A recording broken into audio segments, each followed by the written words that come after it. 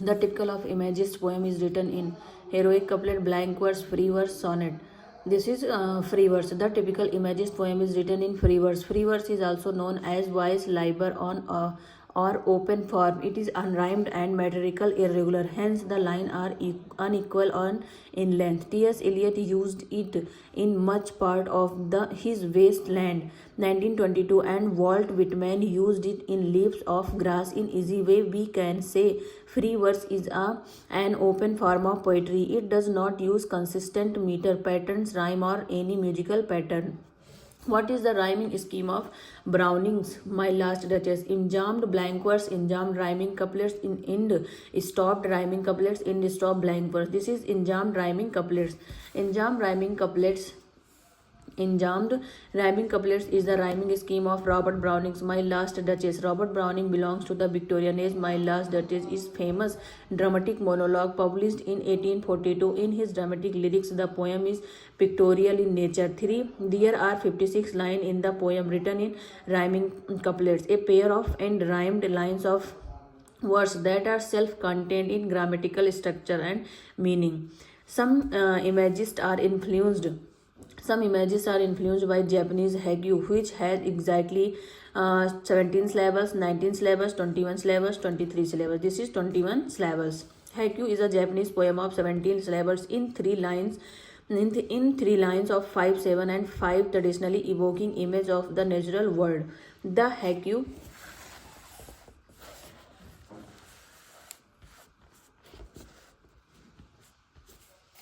haiku greatly influenced Ezra Pound and other imagists who set out to reproduce both the brevity and the precision of the image in the Japanese original. Ezra Pound in a station of the metro is well-known instance of the haiku in the loosened English form. A foot in prosody is a basic unit of rhyme length, rhythmic measurement. None of these. This is rhythmic measurement.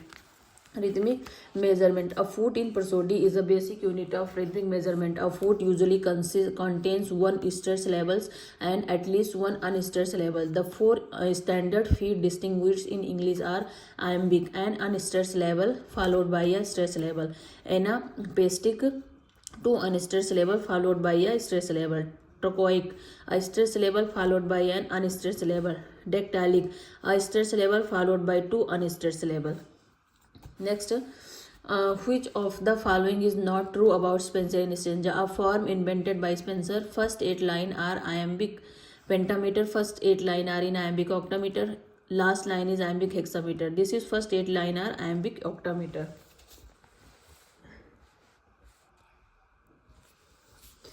All the given options are correct except option C. First 8 lines are iambic octameter. It is not correct in the relation of Spenser and stanza. Spenser and stanza is a poetic device coined by Edmund Spenser for his epic poem The Fairy Queen. It is a stanza of 9 lines poem. 8 lines are in iambic pentameter followed by a single Alexandrine line in iambic hexameter. An Alexandrine line is a 12 syllable iambic line. The rhyming is A B A B B C C B B C B C C. The liberty which poet take is poetic justice, poetic license, affective policy, and rhyming scheme. This is poetic license.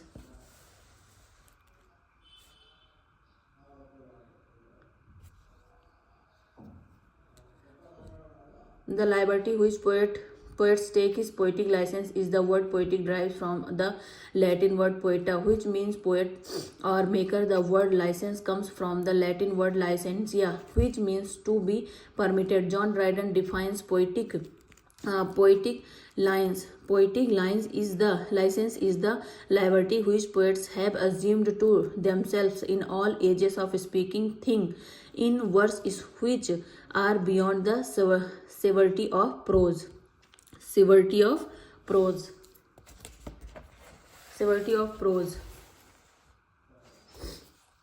In a broader sense. Poetic license is applied not only to diction but to all the ways in which poets and other literary authors are held to be free to violate the conventional rules of language for special effects. Which of the following critics has initiated and emphasized the need of practical criticism as the fundamental requirement of a critic? I.A. Richards, Rene Belleck, William Blaise, F.R. Lewis. This is I.A. Richards.